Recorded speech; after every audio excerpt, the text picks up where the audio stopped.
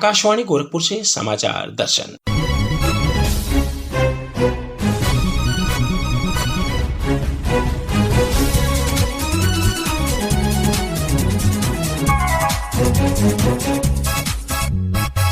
इस अंक में रेडियो दिवस पर आकाशवाणी के श्रोताओं ने साझा किए अपने अनुभव और आजादी का सफर में आज पंजाब के हुसैनीवाला गांव का गौरवशाली इतिहास।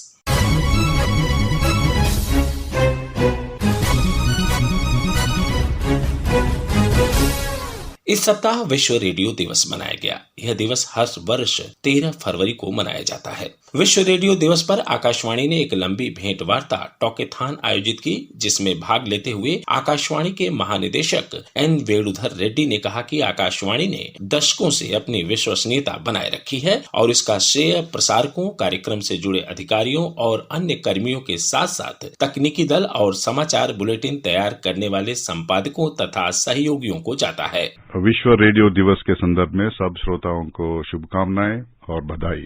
90 साल के ऊपर के समय से आकाशवाणी भारत के लोगों को सेवा करते आए हैं और उसके डेली जिंदगी में एक भाग बन गया और आगे भी उनका डेली जिंदगी से जुड़ने के लिए और उसको एजुकेशन, इंफॉर्मेशन और एंटरटेनमेंट देने के लिए कोशिश करते रहेंगे। हमारा प्रार्थना यही है कि श्रोताओं से कि वो आकाशवाणी सुने और उनका फीडबैक दें और हमको प्रोत्साहित करें। विश्व रेडियो दिवस पर आकाशवाणी गोरखपुर के नियमित श्रोताओं ने भी अपने अनुभव साझा किए। श्रोताओं का कहना है कि वर्षों से आकाशवाणी उनके लिए ज्ञान और मनोरंजन का साधन रहा है। उन्होंने कहा कि आकाशवाणी इस दौर में भी सबसे विश्वसनीय समाचार उन तक पहुंचाता है। श्रोताओं ने कहा कि आज एफएम के जरिए आकाशवाणी युवाओं के दिलों की धड़कन बन चुका है। इसके साथ ही आकाशवाणी समाचार अब ट्विटर, यूट्यूब और फेसबुक जैसे सोशल मीडिया प्लेटफॉर्म पर भी उपलब्ध है, जिससे हर पल की सबसे सटीक और विश्वसनीय जानकारी श्रोताओं को उपलब्ध हो रही है। आइए सुनते हैं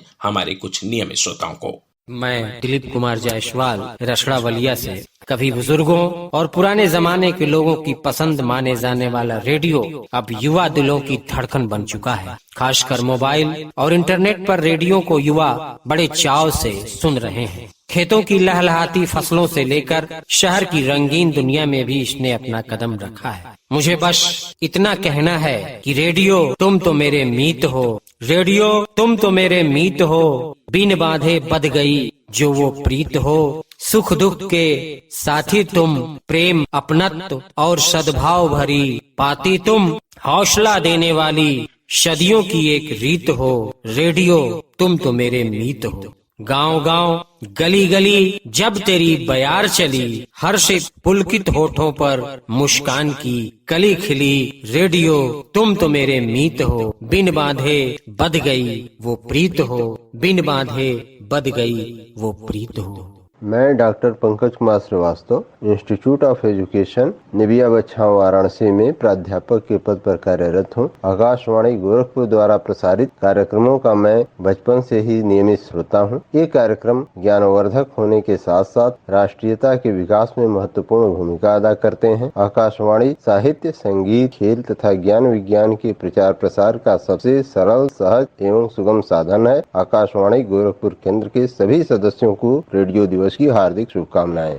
मेरा नाम सुधा शर्मा है। मैं दंत धामन कुंड जिला अयोध्या की रहने वाली हूँ। पेशे से मैं एक अध्यापिका हूँ। मैं बचपन से ही रेडियो सुनती आ रही हूँ। रेडियो पर प्रसारित होने वाले कार्यक्रमों से मुझे बहुत ही लगाव रहा है। आकाशवाणी पर प्रसारित रामचरितमानस का पाठ तथा प्रादेशिक समाचार की मैं नियमित श्रोता हूँ। समाचार में प्रसारित आजादी का अमृत महोत्सव प्रश्नोत्तरी कार्यक्रम से देश की आजादी के लिए बलिदान होने वाले महान वीरों के विषय में जानकारी मिलती है और उन वीरों के प्रति हमारा मन श्रद्धा से नतमस्तक हो जाता है। रेडियो पर प्रसारित होने वाले कार्यक्रम मनोरंजक, ज्ञानवर्धक और समसामयिक जानकारियों से भरपूर व अत्यंत उपयोगी होते हैं। यह हमारी जागरूकता को बढ़ाते हैं। आकाशवाणी के कार्यक्रम सुनते सुनते हम अपने घर के काम काज को करते हुए कार्यक्रम का आनंद लेते हैं। आकाशवाणी के कार्यक्रम हमारे हर क्षेत्र के लिए बहुत ही उपयोगी हैं। धन्यवाद। मेरा नाम अरुण चौरसिया है और मैं ग्राम दुबोली पोस्ट परसोना उत्तरौला बलरामपुर का निवासी हूँ। अभी हाल ही में वर्ल्ड रेडियो डे सेलिब्रेट किया गया है, जो कि यूनेस्को के द्वारा 2011 में शुरुआत की गई थी, जिसका थीम 2022 के लिए था रेडियो एंड ट्रस्ट। तो आप इस बात से इसका अंदाजा लगा सकते हैं कि आज के मॉडर्न एरा में जो भारत के लोग हैं वो ऑल इंडिया रेडियो पे कितना ट्रस्ट करते हैं। और मैं भी बहुत ट्रस्ट करता हूँ ऑल इंडिया लेवल के न्यूज का, और स्पेशली उत्तर प्रदेश के अपडेट्स के लिए हम ऑल इंडिया रेडियो गोरखपुर को ही फॉलो करते हैं, जिससे हमारे उत्तर प्रदेश की सारी इन्फॉर्मेशन इसी जगह से मिल जाती है। तो हम सभी श्रोताओं से आग्रह करेंगे कि आप इसको रेगुलर बेसिस पे सुनते रहें, जिससे कि आपको अपडेट्स मिलते रहें। नमस्कार। स्वतंत्रता की 75वीं वर्षगांठ के अवसर पर देश भर में अनेक कार्यक्रमों का आयोजन किया जा रहा है। इसी कड़ी में आकाशवाणी देश के शानदार स्वाधीनता संघर्ष की कहानियां आप तक पहुंचा रहा है। आइए आज जानते हैं पंजाब के हुसैनीवाला गांव के गौरवशाली इतिहास के बारे में।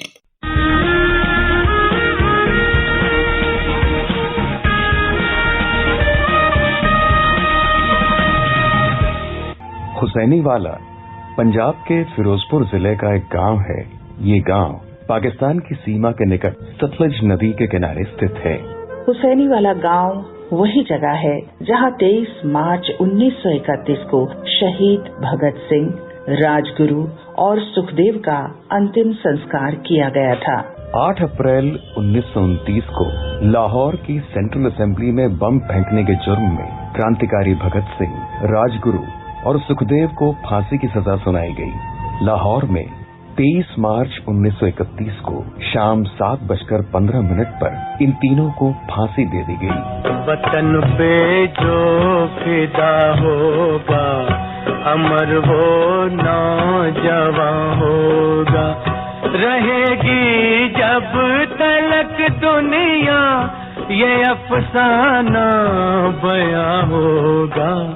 आम जनता बगावत न कर दे, इसलिए इन तीनों क्रांतिकारियों को एक दिन पहले ही फांसी पर चढ़ा दिया गया।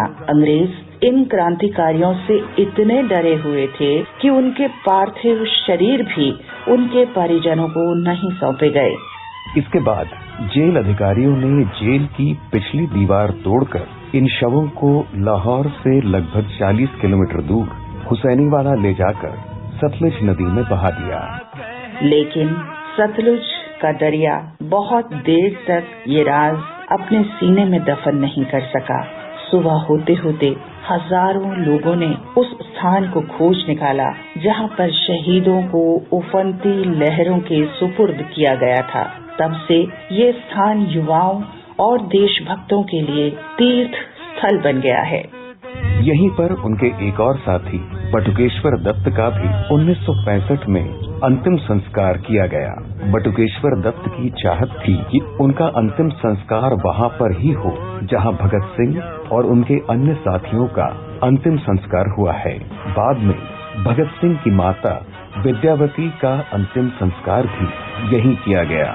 वैसे आजादी के बाद विभाजन के समय हुसैनीवाला गांव पाकिस्तान के हिस्से चला गया था, लेकिन भारत में आजादी के सपूतों के प्रति लोगों का प्यार देखते हुए भारत सरकार ने पाकिस्तान को 12 गांव देकर 1960 के दशक में हुसैनीवाला को भारत में मिला लिया।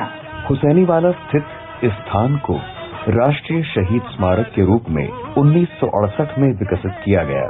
देश के पूर्व राष्ट्रपति एवं पंजाब के तत्कालीन मुख्यमंत्री ज्ञानी जैल सिंह ने 1973 में इस स्मारक को फिर से विकसित करवाया था।